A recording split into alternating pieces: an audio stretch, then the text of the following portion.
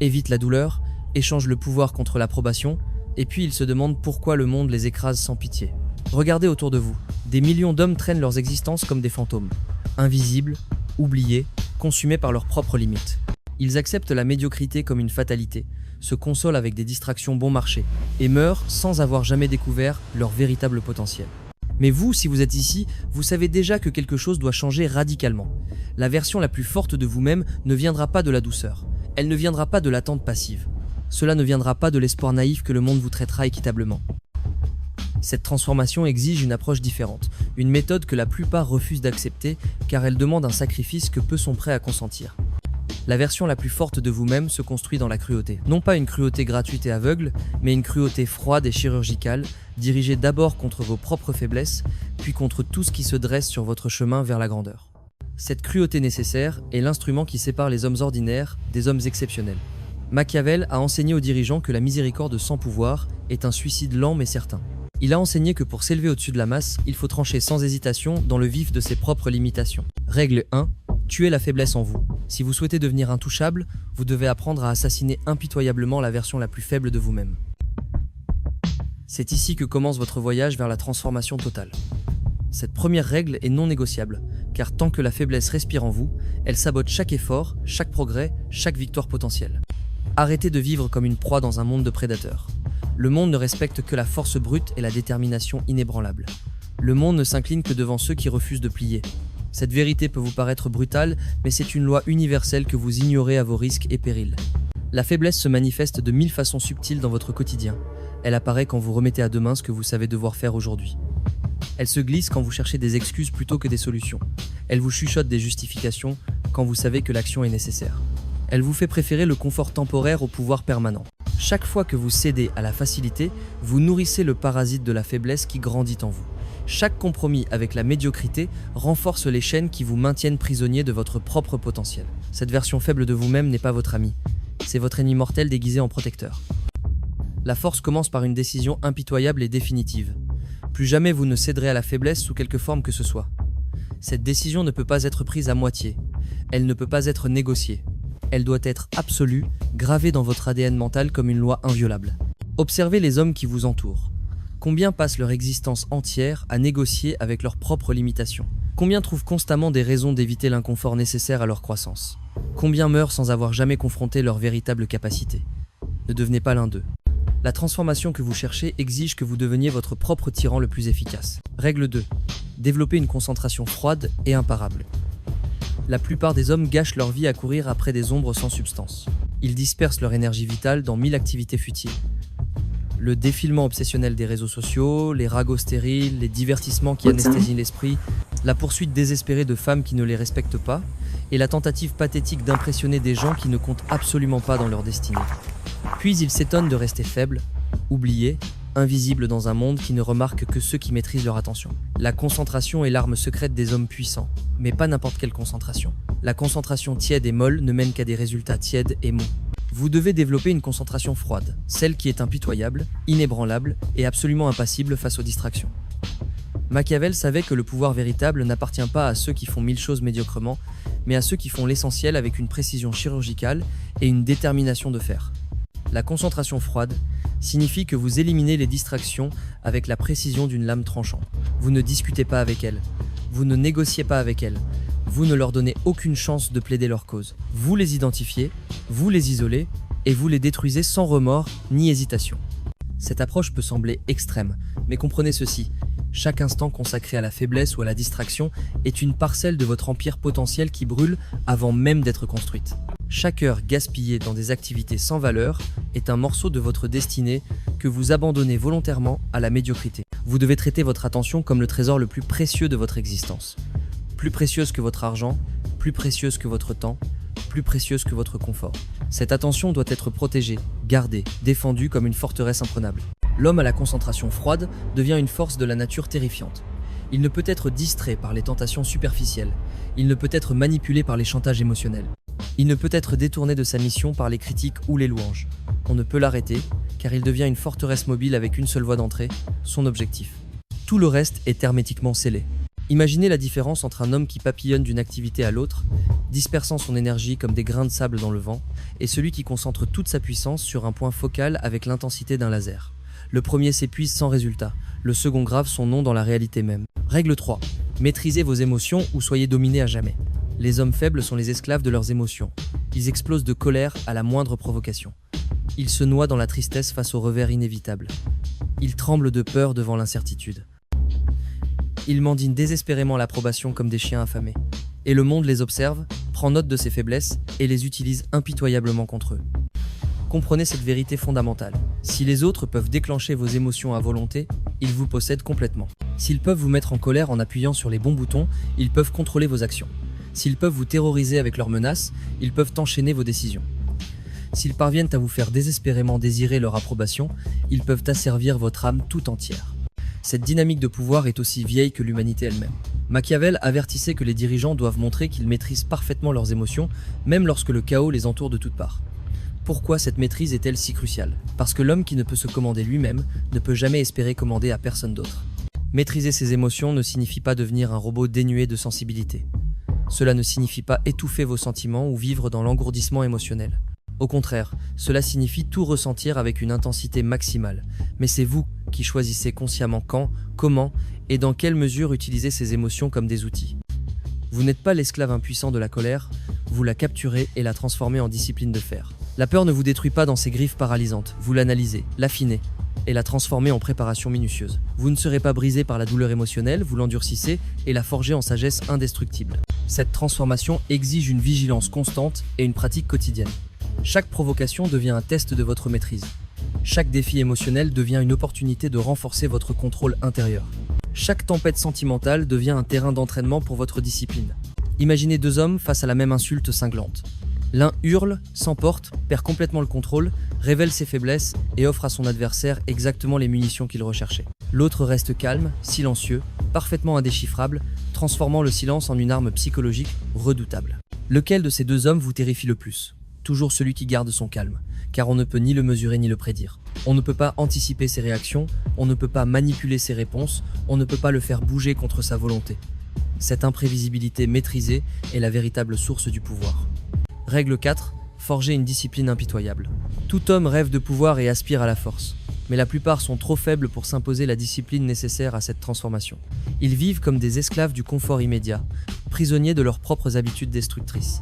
Dormir jusqu'à midi, consommer de la nourriture industrielle qui empoisonne leur corps, scroller interminablement sur leurs écrans, éviter systématiquement le travail difficile qui les transformerait en quelque chose de grandiose. Cette existence de facilité est une prison dorée qui maintient des millions d'hommes dans la médiocrité permanente. Ils choisissent le plaisir à court terme au détriment du pouvoir à long terme, sans jamais réaliser qu'ils sacrifient leur potentiel sur l'autel du confort immédiat. La discipline est la lame spirituelle qui vous libère définitivement de cette prison de médiocrité. Sans elle, votre potentiel pourrit sur pied comme un fruit qui ne mûrira jamais. Avec elle, vous vous élevez automatiquement au-dessus de 99% des hommes qui restent enlisés dans leurs habitudes mollassonnes. Machiavel écrivait que les dirigeants qui ne parviennent pas à imposer une discipline de fer dans leurs armées perdront inévitablement leur royaume face à des ennemis mieux organisés. Cette leçon militaire s'applique directement à votre existence personnelle. Votre corps est votre armée personnelle. Votre esprit est votre état-major. Vos habitudes quotidiennes sont vos soldats.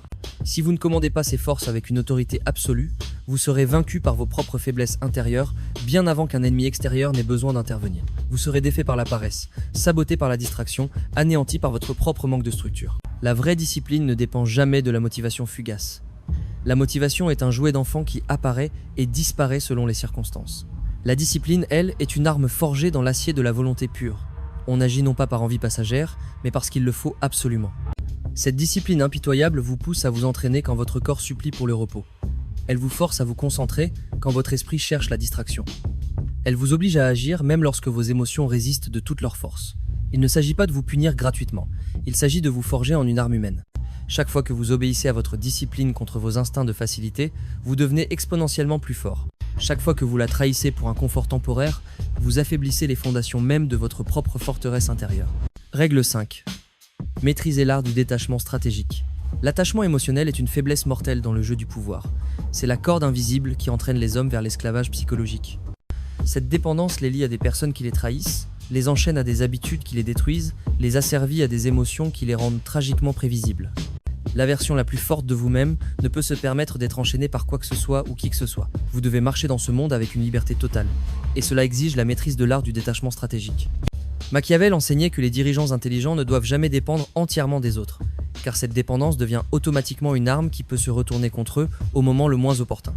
Cette loi fondamentale s'applique intégralement à votre développement personnel. Si quelqu'un peut anéantir votre paix intérieure simplement en vous quittant, si une personne peut vous détruire émotionnellement en vous retirant son attention, si quelqu'un peut vous contrôler en vous faisant miroiter son approbation, alors vous n'êtes pas un homme fort. Vous êtes un homme dépendant, et donc vulnérable. Le détachement authentique ne signifie pas que vous devenez insensible ou incapable d'émotion. Cela signifie que vous contrôlez totalement l'impact que les autres ont sur votre équilibre intérieur. Vous pouvez aimer profondément, mais vous n'avez jamais désespérément besoin. Vous pouvez donner généreusement, mais vous ne mendiez jamais pathétiquement. Plus important encore, vous développez la capacité de vous éloigner de n'importe qui, de n'importe quelle situation, à tout moment, et de rester parfaitement entier. Cette liberté intérieure est terrifiante pour ceux qui espèrent vous manipuler, car ils ne trouvent aucune prise sur votre psychisme. Imaginez deux hommes dans des relations difficiles. L'un s'accroche désespérément à sa partenaire, terrifié par la perspective de la solitude. Il tolère le manque de respect, accepte la trahison, excuse la médiocrité, tout cela parce qu'il redoute plus que tout de se retrouver seul. Cette peur le transforme en esclave émotionnel. L'autre homme aime sincèrement, mais il n'est pas asservi par cette émotion. Il reste dans la relation parce qu'il choisit consciemment d'y rester, non par dépendance névrotique. Il peut s'éloigner en silence et avec dignité, ne laissant aucun levier de manipulation entre les mains de l'autre.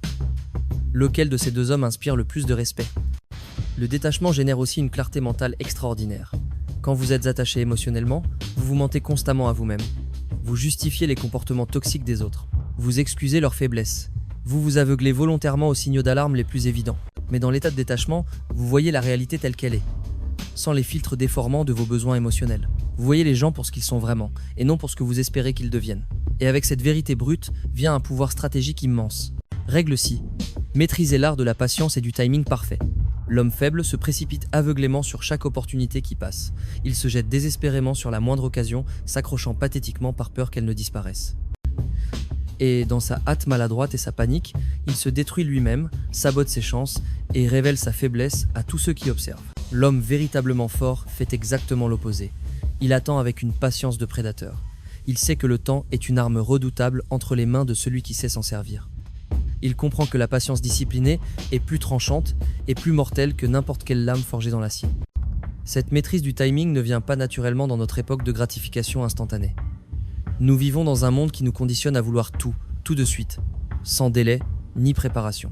Cette mentalité de micro-ondes est exactement ce qui maintient la plupart des hommes dans la médiocrité permanente. Machiavel enseignait que la fortune sourit exclusivement à ceux qui se préparent minutieusement et frappe non pas à la première occasion venue, mais à la meilleure occasion possible. Le pouvoir authentique n'est jamais une question de rapidité impulsive.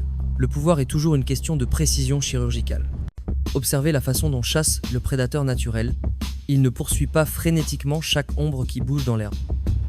Au contraire, il attend patiemment, observe méticuleusement, étudie les habitudes de sa proie. Il laisse celle-ci s'exposer, révéler ses faiblesses, commettre l'erreur fatale.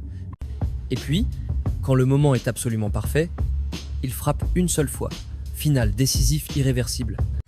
Voilà exactement comment vous devez reprogrammer votre approche de la vie. Arrêtez de disperser votre énergie précieuse dans des actions impulsives. Cessez de vous précipiter dans des batailles sans importance stratégique. Arrêtez de parler trop vite, de révéler trop d'informations, d'agir sans avoir calculé toutes les conséquences possibles. L'impatience vous expose dangereusement à vos ennemis. Elle révèle vos intentions avant que vous soyez prêt à les exécuter. Elle vous fait commettre des erreurs stupides que la préparation aurait évitées. L'impatience est le signe le plus évident de la faiblesse intérieure. La patience stratégique, en revanche, terrorise profondément ceux qui vous observent. Si vous ne réagissez pas immédiatement à leurs provocations, ils commencent à douter d'eux-mêmes. Si vous restez silencieux face à leurs accusations, ils finissent par révéler plus qu'ils n'auraient voulu. Si vous attendez calmement, ils commettent inévitablement les erreurs qui vous donnent l'avantage. Cette patience ne signifie jamais passivité ou paresse. La vraie patience est une activité intense de préparation. Pendant que vous attendez le moment optimal, vous développez votre force, vous affûtez vos armes mentales, vous perfectionnez votre stratégie, pendant que le monde entier vous sous-estime dangereusement. Règle 7. Transformez le silence en arme psychologique. La plupart des hommes se détruisent littéralement avec leur propre langue. Ils parlent compulsivement, révèlent leurs projets avant de les avoir exécutés, exposent leurs peurs les plus profondes, étalent leurs insécurités au grand jour. Tout cela pourquoi ? pour quelques instants pathétiques d'attention et de validation sociale. Dans ces flots de paroles inutiles, ils abandonnent volontairement leur pouvoir personnel. Chaque mot non nécessaire devient une arme que leurs ennemis ramassent et utilisent contre eux. Chaque confidence mal placée devient un levier de manipulation.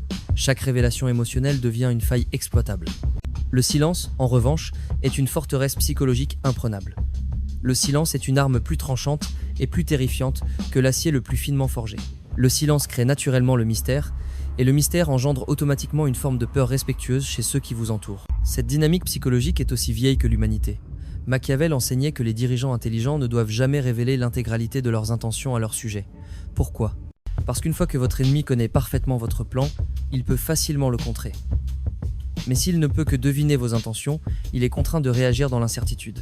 Et l'incertitude affaiblit considérablement sa position. Les hommes faibles ne supportent pas le silence parce qu'ils les mettent face à leur propre vide intérieur. Ils se sentent invisibles, alors ils s'expliquent compulsivement. Ils se sentent insécurisés, alors ils se justifient sans fin. Ils se sentent désespérés, alors ils parlent sans retenue, espérant désespérément créer une connexion artificielle. L'homme authentiquement fort adopte l'approche diamétralement opposée. Il parle rarement, mais chaque parole compte. Il écoute intensément, observe minutieusement, analyse constamment. Et quand il se décide enfin à ouvrir la bouche, chaque mot résonne comme un coup de marteau qui frappe l'enclume de la réalité. Cette économie de parole crée un contraste saisissant avec le bruit ambiant. Dans un monde où tout le monde crie pour attirer l'attention, celui qui parle peu devient automatiquement celui qu'on écoute le plus attentivement.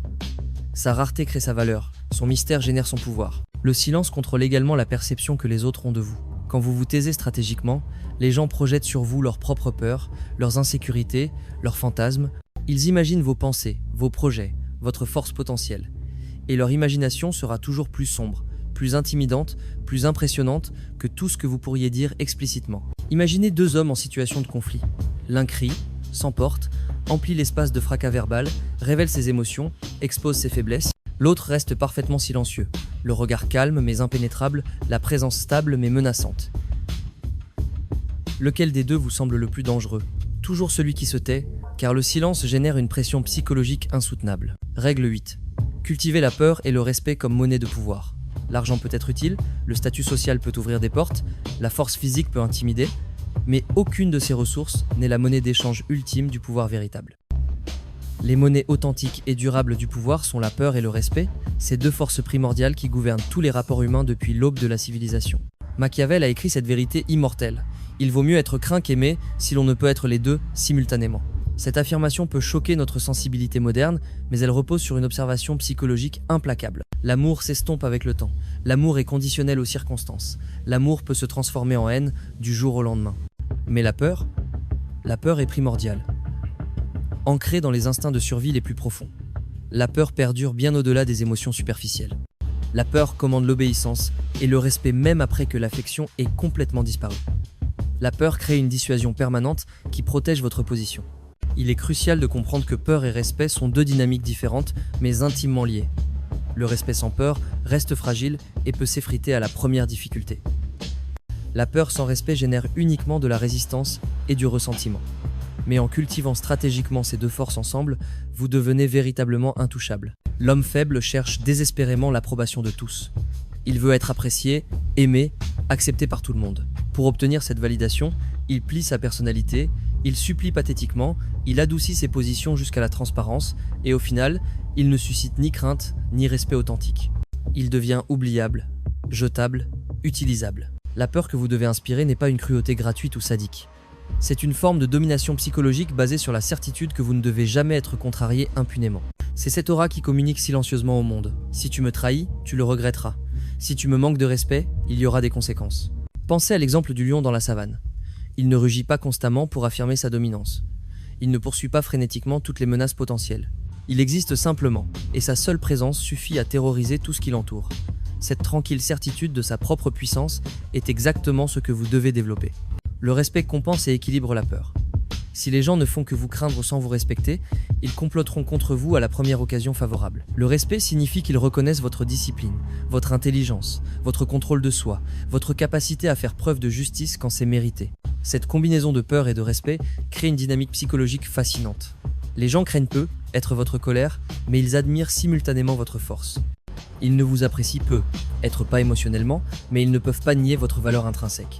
Ils préfèrent peu, éviter votre confrontation, mais ils reconnaissent votre supériorité. Règle 9. Construisez un héritage qui transcende votre mortalité. La plupart des hommes vivent et meurent comme des fantômes sans substance. Ils naissent dans l'anonymat, dérivent dans la médiocrité, puis disparaissent dans l'oubli total. Leurs noms sont murmurés une fois lors de leurs funérailles, puis enterrés avec leur corps. En une génération à peine, c'est comme s'ils n'avaient jamais existé sur cette planète. Cette destinée tragique n'a qu'une seule explication. Ils ont vécu modestement, sans ambition transcendante. Ils ont consacré leur existence entière au confort immédiat, aux distractions temporaires, aux plaisirs éphémères qui ne laissent aucune trace durable. Ils ont passé leur temps à courir après l'approbation sociale, à rechercher les sensations faciles, à poursuivre des chimères qui pourrissent avec le temps. Ces hommes n'ont jamais rien construit de durable parce qu'ils n'ont jamais pensé au-delà de leur propre existence limitée. Ils sont morts comme s'ils n'avaient jamais vécu, laissant derrière eux un vide parfait qui se referme instantanément. Mais vous, si vous avez suivi ce chemin de transformation jusqu'ici, vous savez intuitivement que ce ne peut être votre destin. Vous n'êtes pas né pour disparaître dans l'insignifiance. Vous êtes ici pour laisser une empreinte indélébile, pour graver votre nom dans la pierre de la réalité, pour créer une ombre qui persiste longtemps après que votre corps ait rejoint la poussière. L'héritage authentique n'est pas une célébrité superficielle ou des applaudissements temporaires. L'héritage n'est pas non plus une popularité éphémère sur les réseaux sociaux. L'héritage véritable, c'est le poids existentiel que vous laissez sur la réalité elle-même. Ce sont les histoires qui survivent à votre voix, l'influence qui se propage même quand votre corps n'est plus. Machiavel comprenait parfaitement cette dimension. Il n'écrivait pas pour être aimé de ses contemporains, mais pour que son nom traverse les siècles. Et effectivement, des centaines d'années après sa mort, son nom continue d'inspirer crainte, curiosité, respect et fascination. Voilà ce qu'on appelle un héritage immortel.